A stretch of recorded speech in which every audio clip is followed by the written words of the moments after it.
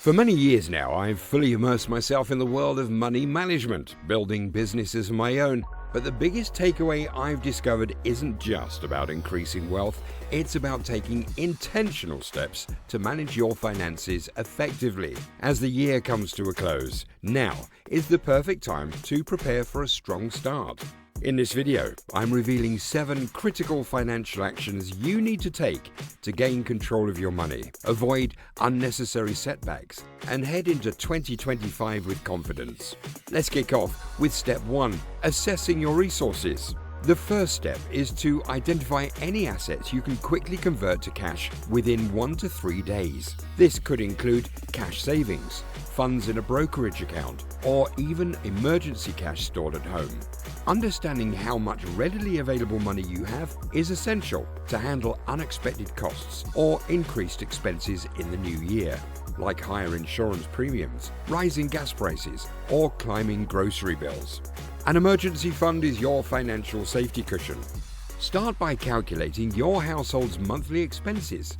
For instance, if it costs $4,333 a month to cover essentials, aim for 3 to 6 months worth of savings.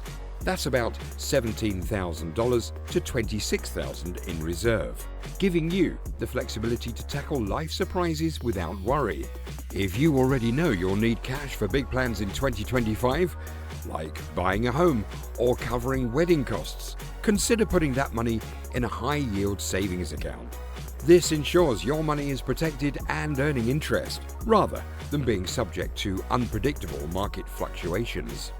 One critical mistake to avoid: leaving your cash idle in a standard checking account. This is a missed opportunity for growth, since those accounts typically don't offer interest. High-yield accounts or money market funds are better options, often providing competitive interest rates and making your money work harder for you. Step 2. Maximize your 401k match. This is one of the easiest ways to score free money, so don't miss out as the year wraps up. A 401k match is essentially your employer giving you extra cash toward retirement, and it's a key step to retiring as early as possible. The catch: you need to act before the calendar year ends. If you haven't taken advantage yet, now is the time to contact your employer or HR department and ensure you're set up to contribute enough to unlock the match. According to Vanguard, 63% of retirement plans offer some kind of matching program. For example, if you earn $100,000 annually and your company matches 50% of your contributions up to 6% of your salary, here's what happens. You contribute 6% of your salary, $6,000. Your employer adds 50% of that amount, $3,000. That's $9,000 saved towards your retirement in 1 year, $3,000 of which is completely free. This setup is called a partial match, and it's one of the most common. Some employers may offer a full match, where they contribute dollar for dollar up to a specific percentage of your salary. For example, if your salary is $100,000 and they match 100% of up to 4%, they'd add $4,000 to your retirement account if you contribute the same amount. Yet, despite how beneficial these matches are, many people don't take full advantage. Studies reveal that about 1/3 of employees either don't participate or don't contribute enough to receive the full match. For instance, Vanguard found that while 48% of participants exceed the matching limit and 18% contribute just enough to qualify, 34% miss out entirely. If your employer doesn't offer a match or you're working outside the US, you can still secure your future by maxing out any tax-advantaged retirement accounts available in your country. Every contribution counts toward building a stable financial foundation for your future. Remember, these programs are one of the easiest ways to supercharge your retirement savings. Don't leave that free money on the table. Make the most of it before the year ends. Step 3. Tackle your debt. As the year winds down, it's time to take a close look at all your financial obligations. Whether it's a car loan, a mortgage, a financed jet ski, or even payments on a rare collectible, listing every debt you owe will give you a clear picture of your liabilities. Once you've got that list, you can start prioritizing which debts to tackle first. Let's talk about the difference between good debt and bad debt. Ideally, having no debt at all is the best case scenario, but if you do have some, it's important to distinguish between the two. Good debt typically comes with low interest rates and has a potential to offer returns over time, like a mortgage, a student loan, or a business loan. These types of debt can even boost your credit score when managed responsibly. Bad debt, on the other hand, usually has high interest rates. Think 15% APR or more, and isn't tied to anything that grows in value. This could include car loans, credit card balances, or payday loans. Among these, credit card debt is often the most damaging due to its steep interest rates. If you're ending the year with outstanding credit card balances, now is the time to make a dent in them, especially if you're expecting a year-end bonus. Use that extra cash wisely instead of spending it impulsively. Now, you might wonder, can you still invest while carrying some debt? The answer depends on the interest rates involved. If your debt's interest rate is below 3 to 5%, it's generally fine to invest simultaneously, since the stock market historically delivers annual returns of 8 to 10% on average. As long as your investments outperform the interest on your debt, you're making a smart financial move. However, if you prefer a clean slate and value peace of mind, focusing on paying off your debt first might be the better option for you. It's all about finding the right balance for your financial goals. Step 4. Reevaluate and negotiate your expenses. As the year winds down, it's a great time to take a closer look at your recurring bills and see where you can cut costs. Whether it's insurance, cable, internet, utilities, or even your mortgage. Many providers are open to renegotiating if you're proactive and willing to make the call. For example, you might be able to contact your internet provider and negotiate a contract extension in exchange for a reduced monthly fee.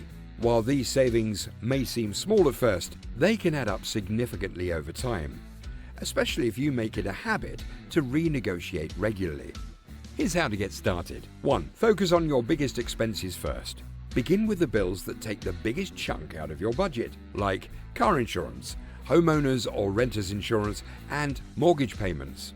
2. Be polite. A friendly attitude can go a long way. Customer service representatives don't owe you a deal, but a positive approach can encourage them to go the extra mile to help you out. 3. Ask about discounts. Find out if you qualify for bundling discounts, loyalty rewards, or lower rates for signing a contract extension. You can even ask if they'll match the promotional rates offered to new customers. 4. Address smaller expenses. Once you've tackled the larger bills, move on to smaller ones, like internet, cable, cell phone plans, or even your gym membership. You never know what savings might be available unless you ask. 5. Don't overlook your credit card company. While not a typical service provider, your credit card issuer may be open to negotiating a lower interest rate or offering promotional deals that reduce your interest costs. For instance, let's say you manage to save $100 per month by bundling your auto and home insurance. That's $1,200 in annual savings from a single phone call. Spending a few hours reviewing and renegotiating your bills can make a big difference to your bottom line. Step 5. Create a budget and savings goal for 2025. If you don't already have a budget in place, now is the perfect time to set one up. One effective approach is reverse budgeting, a strategy where you prioritize savings by setting aside a portion of your income first. This is often called paying yourself first. For example, if your monthly income is $3,500 and you aim to save $500 each month, the first thing you do is put that $500 into savings. The remaining $3,000 would then cover your living expenses like rent, utilities, groceries, and transportation. To make this work, it's important to track your spending and understand exactly where your money is going. By identifying problem areas in your expenses, you can adjust your spending and free up more money to save in the coming year. If you've already got your budgeting basics under control, consider aiming for a savings goal of 20 to 25% of your gross income annually. This should include contributions to retirement accounts like your 401k. Setting aside 20% isn't just a solid benchmark. It's 5 times the average savings rate in the US. It's also a great way to build wealth over time, especially if you start early. Let's break it down.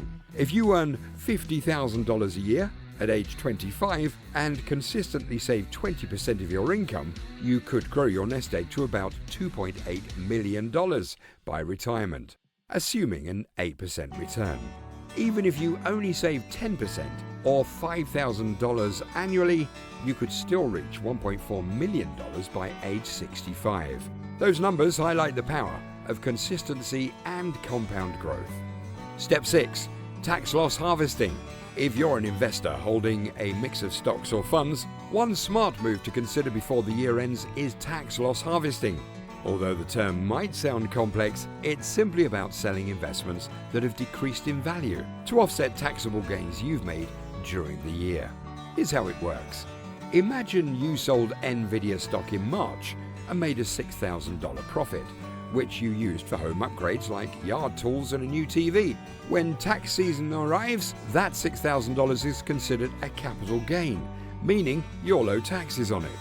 Now let's say you own Airbnb stock in your portfolio and it's down $4,000. By selling Airbnb at a $4,000 loss, you can offset part of your Nvidia gain. Instead of being taxed on the full $6,000, you'd only owe taxes on $2,000. The $6,000 gain minus the $4,000 loss. However, keep in mind that this strategy only applies to realized gains and losses, meaning you've actually sold the investments. Unrealized losses, where you're still holding the stock, don't count for tax purposes. You might be thinking, can't I just sell Airbnb, claim the loss and buy it back right away? Not exactly. The wash sale rule prevents this by prohibiting you from repurchasing the same stock within 30 days of selling it. This rule ensures that selling is done for genuine portfolio adjustments, not just for tax benefits. Tax loss harvesting is an excellent tool to manage your investments and reduce your tax burden over time. Step 7. Set financial goals for 2025. As the year winds down, it's a great time to map out your financial ambitions for the year ahead, especially if your current finances are on solid ground. These goals could range from securing your children's future, rewarding yourself, investing in new opportunities, or upgrading your lifestyle responsibly. For your kids, consider opening a 529 plan, a tax-advantaged investment account designed for education expenses. Contributions to a 529 plan often come with state tax deductions, and any earnings or withdrawals are tax-free, as long as they're used for qualifying education costs. This means you save on taxes both now and in the future, while building a fund for your child's tuition or other school-related expenses. If you'd like to give your child a head start in investing, you can also explore a custodial Roth IRA. This works similarly to a regular Roth IRA, but is specifically for minors, allowing them to begin building wealth before turning 18. When it comes to your own 2025 goals, feel free to dream a little. If you've already established financial stability, consider saving for something enjoyable, like a well-deserved vacation or upgrading your car within reasonable limits. 2025 could also be the year to expand your financial horizons by exploring new ventures. You might look into real estate investments, delve into alternative assets like startups or collectibles, or even start that side hustle you've always thought about. The most important thing to ensure your goals align with your personal values and priorities. For me, I'm focusing on achieving a 40 to 50% savings rate next year, along with saving up for an exciting vacation. If you've got travel suggestions, feel free to drop them in the comments. What do you think of these year-end financial moves? Let me know if you agree or have ideas of your own. Don't forget to subscribe and hit the notification bell so you'll never miss a tip on smart investing and passive income. Here's to making every step on your financial journey count. Profitable investing.